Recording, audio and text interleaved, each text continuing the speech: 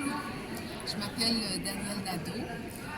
Je suis diplômée en droit et en psychologie. J'ai fait mon master et mon PhD en psychologie. Je suis chercheuse institutionnelle, chercheuse d'établissement au Centre de recherche universitaire des jeunes et des familles du CIUS de la capitale nationale, qui est un gros centre de services de santé et de services sociaux dans la ville de Québec. Je suis également professeure associée à l'Université Laval, où j'encadre des étudiants de doctorat. Et je suis également impliquée dans l'enseignement des étudiants au niveau préuniversitaire, au niveau collégial. À titre de chercheur, j'ai réalisé plusieurs projets dans les dernières années, toujours en lien avec le développement de programmes interdisciplinaires et interagences au bénéfice des enfants vulnérables et de leurs familles, principalement les enfants qui sont victimes de maltraitance.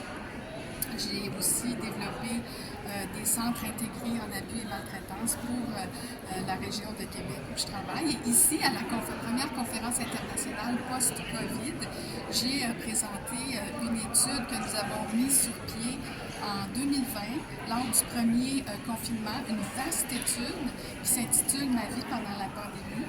Donc, c'est une vaste étude avec un devis mixte, quantitatif et qualitatif, qui a été lancé auprès de la population du Québec et principalement de la région de Québec et de ses environs, à ce moment-là, le Québec était l'épicentre de la pandémie de COVID-19 au Canada.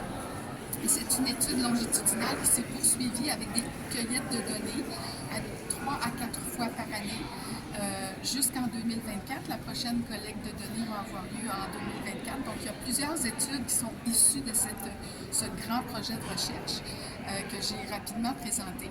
Et celle qui m'implique ou qui est dans laquelle je suis la plus investie et que j'ai présentée ici, c'est l'étude qui concerne l'impact du climat d'équipe dans les équipes interprofessionnelles, chez les travailleurs de la santé et les travailleurs en services sociaux, l'impact de la qualité du climat du travail d'équipe et de la collaboration interprofessionnelle qui semble avoir agi comme un facteur de protection et de résilience sur leur bien-être et sur leur santé mentale. J'ai présenté des données que nous avons examinées lors du premier et du deuxième confinement. Et malgré le fait que l'ensemble des travailleurs de la santé soumis à un stress chronique ont commencé à présenter de plus en plus de symptômes de stress et d'anxiété, on voyait que la qualité du climat au sein de leur équipe de travail et aussi le fait qu'ils avaient des directives claires et qu'ils se sentaient appuyés de la part des décideurs et de leur communauté, ça a beaucoup contribué à protéger la santé mentale des travailleurs de la santé. Donc, nous avons beaucoup discuté de cet aspect-là des travailleurs de la santé qui a été un aspect un peu occulté de la pandémie parce qu'on s'est beaucoup intéressé à l'aspect physique et aux recherches.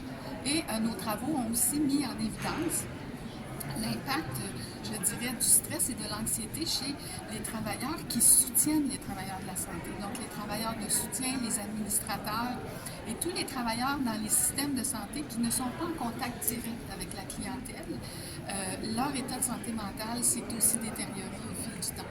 Et dans la littérature mondiale sur la COVID, il n'y a à peu près pas d'études sur leur propre réalité.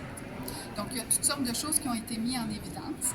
C'est un grand plaisir pour moi d'être membre de participer à la conférence et d'avoir noué des liens avec l'IGAD, entre autres.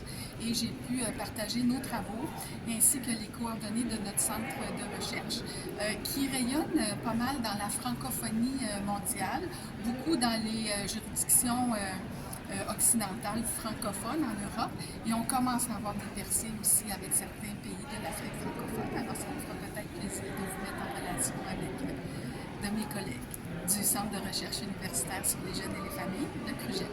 Merci.